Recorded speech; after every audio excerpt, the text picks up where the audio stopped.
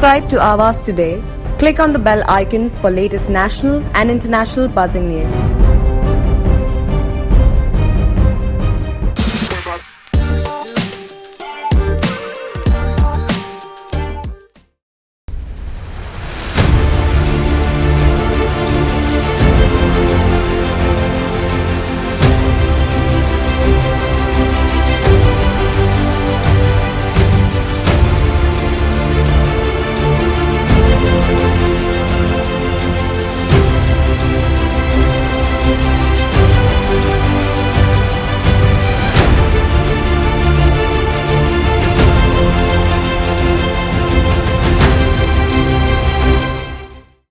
CREDAI MCHI Raigad family के माध्यम से 9th AGM change of guard ceremony का शानदार आयोजन किया गया।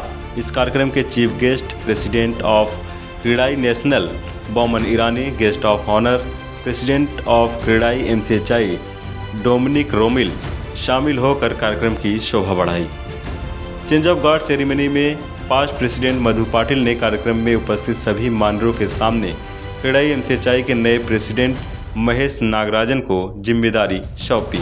इस कार्यक्रम में मुख्य तौर पर क्रेडाई एमसीएचआई रायगढ़ के फाउंडर राजेश प्रजापति, क्रेडाई बीएनएम के प्रेसिडेंट वसंत भद्रा, लीडिंग डेवलपर्स सतीश सबलोक, प्रिया गुरनानी, मनीष भतीजा, प्रकाश बाविस्कर, वैभव अग्रवाल व पनवेल बार एसोसिएशन के एडवोकेट मनोज भुजबल और अन्य मान्यवर शामिल रहे।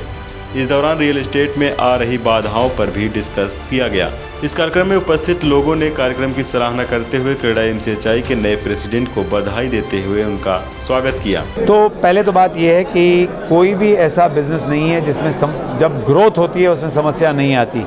आप अगर देखेंगे तो आज की तारीख में जो ग्रोथ है हमारे इंडिया में वो काफ़ी ज़ोरदार रही है और इसका हमें पूरा लाभ लेना चाहिए। तकलीफ़ें आएंगी, तकलीफ़ों को साथ में मिल के समझ के और उसका क्या हल निकलता है ये इंटरनली रिप्रेजेंट करके गवर्नमेंट को आगे बढ़ा जा सकता है।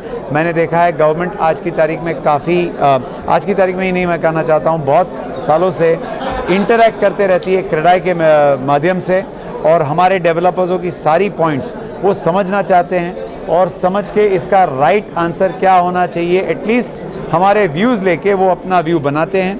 और जितना हमारे पास डेटा होगा, हमारे डेवलपर्स जितना ट्रांसपेरेंटली ये डेटा हमें देंगे उसके होने से हम इसमें हल किस तरह का निकलता है, सल्यूशन किस तरह का बनाना चाहिए वो बनाएंगे और गवर्नमेंट को टाइम एंड अगेन रिप्रेजेंट करेंगे। हमारा भी ये कर्तव्य बनता है कि हमारे कस्टमर्स जितने हैं उन्हें पूरा सेटिस्फाई किया जाए और अगर किसी ने कोई हम पे भरोसा किया है उसका भरोसे का पूरा एडवांटेज या पूरा लाभ उन्हें मिलना चाहिए। एंड जैसे मैंने स्टेज पे पहले भी कहा, घर जो होता है वो चार दीवारी और एक छत नहीं, घर ऐसी वो जगह है जहाँ पे लोगों के सपने साकार होते हैं, उनकी फैमिलीज़ बनती है और मेमोरीज़ एक तरह की लॉन्ग टर्म की बनती है।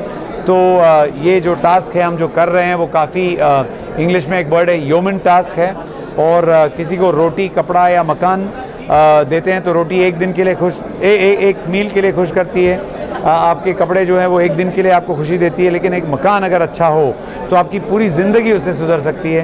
तो मैं सबसे यही कहना चाहता हूँ कि इंडिया की 65% वेल्थ इंडियन फैमिलीज़ की आज की तारीख में जो बनी है वो रियल एस्टेट के माध्यम से बनी है। रियल एस्टेट ही वो एक इन्वेस्टमेंट है जो आप एंजॉय भी कर सकते हो और जिसकी वैल्यू भी बढ़ते जा सकती है, जहाँ पे आपके मेमोरीज़ भी क्रिएट होते हैं और आपकी वेल्थ भी बढ़ती है। तो इस रियल एस्टेट में आप इन्वेस्ट करें और ऐसा समय आपको कभी पहले आया नहीं है और कभी इसके बाद आएगा नहीं, जब India is at a very huge growth और आज की तारीख में जितने इन्वेस्टमेंट्स आप रियल एस्टेट में करेंगे वो सारे आपको फ़ायदा देंगे लॉन्ग टर्म में।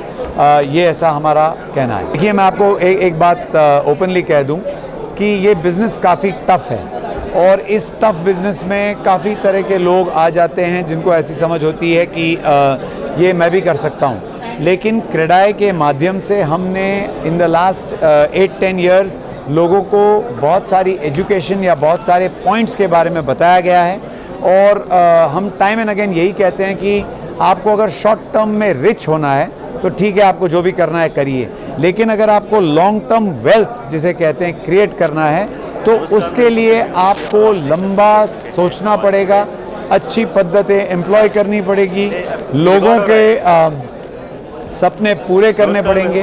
और जब तक आप ये करोगे आपकी कंपनी बढ़ती रहेगी, आप एक तरह से वेल्थ क्रिएटर भी बनोगे अपने लिए, अपने कस्टमर्स के लिए, और जीडीपी में कंट्रीब्यूट करोगे देश के लिए। तो ओवरऑल इस बिज़नेस के ज़रिए आप काफ़ी अच्छा काम कर सकते हो अगर आप लंबी दृष्टि रखें, लॉन्ग टर्म व्यू रखें और अच्छा काम करते रहें। इसमें स्थिति ऐसी है, मेरे भरोसे पे नहीं, पर अपनी जो सरकार है, शिंदे साहब और देवेंद्र जी की सरकार है, इन लोगों ने वापस इसको रिवाइव किया है।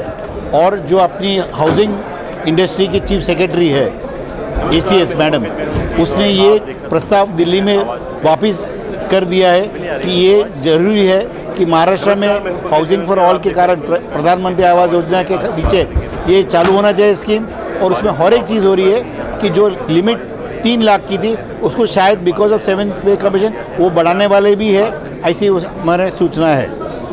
आपको लगता है कि ये जो प्रधानमंत्री आवास योजना है इसका जो लाभ है वो मिलते रहना चाहिए? जरूर मिलना चाहिए हर नागरिक को जो महाराष्ट्र में है और हिंदुस्तान में, उनको सब अपना खुद का घर होना चाहिए और स्वच्छ घर होना चाहिए। देखिए, आज हमारे क्रेडा MCH है रायगढ़ में चेंज ऑफ गार्ड हुआ है।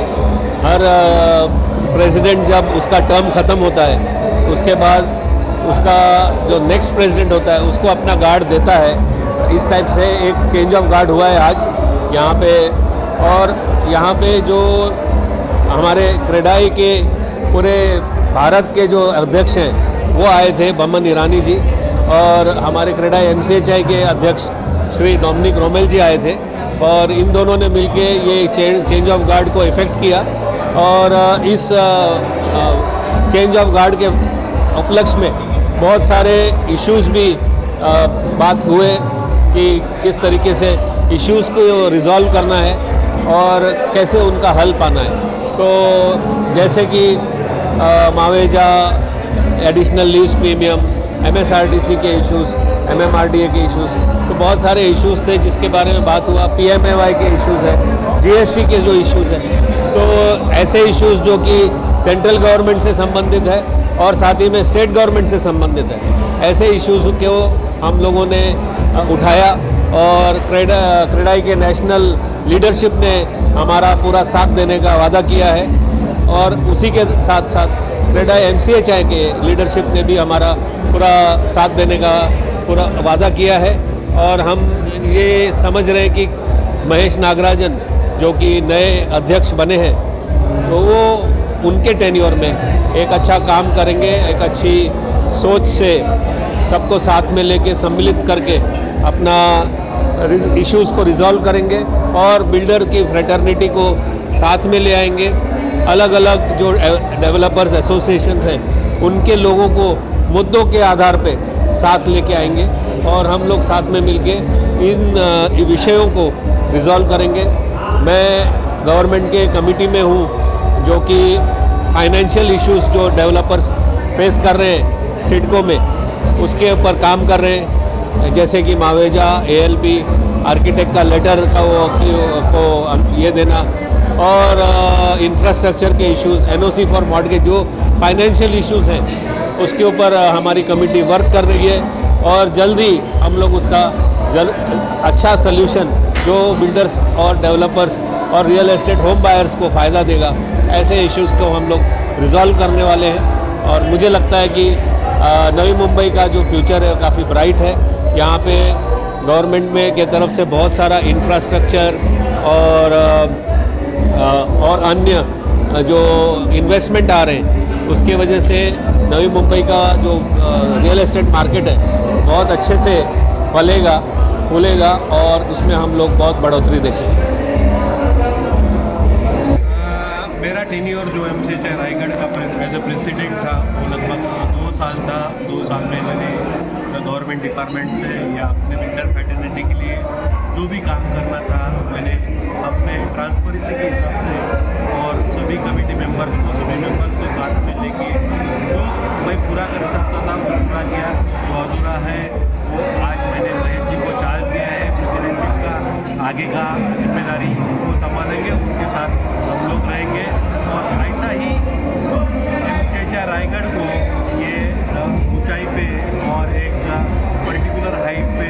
लेके जाने की हम लोग कोशिश करेंगे और पूरा टीम आज से महेश जी के लीडरशिप में काम करेंगे और महेश जी और उनकी पूरी टीम को मेरी बहुत बहुत शुभकामनाएं। रायगढ़ के क्रेड़ाई सिंचाई के नए प्रेसिडेंट महेश नागराजन ने आए हुए सभी मानरों का आभार व्यक्त किया और कहा अपने कामों को निष्ठा से करने का वायदा किया है। देखिए, आज मुझे इस रायगढ़ यूनिट का आज अध्यक्ष पद का मुझे आज चार्ज दिया गया है। मैं बस यही बताना चाहूँगा कि इस 12 वर्ष की जो एसोसिएशन है जिसमें मेरे पास प्रेसिडेंट ने काफ़ी काम किया हुआ है और मैं आगे जो है हमारे मेंबर्स के जो प्रॉब्लम्स है वो प्रॉब्लम्स जो अधिकारी है, जो गवर्नमेंट बॉडीज़ है, उन तक हमारी आवाज़ प्रॉपर वे में पहुँचनी चाहिए और सॉल्यूशन उसमें लाने का पूरा प्रयास करूँगा। और इसी तरीके से मैं मेरे पूरी कमेटी के साथ मैं ज़रूर काम करूँगा हमारे इस रीजन में, हमारे मेंबर्स के लिए, उनके बेनिफिट के लिए, रीजन के ग्रोथ के लिए मैं काम करूँगा। वीडियो जर्नलिस्ट राहुल कदम के साथ पंकज बेनवंशी की रिपोर्ट, आवाज today, Navi Mumbai. Subscribe to Awaaz today. Click on the bell icon for latest national and international buzzing news.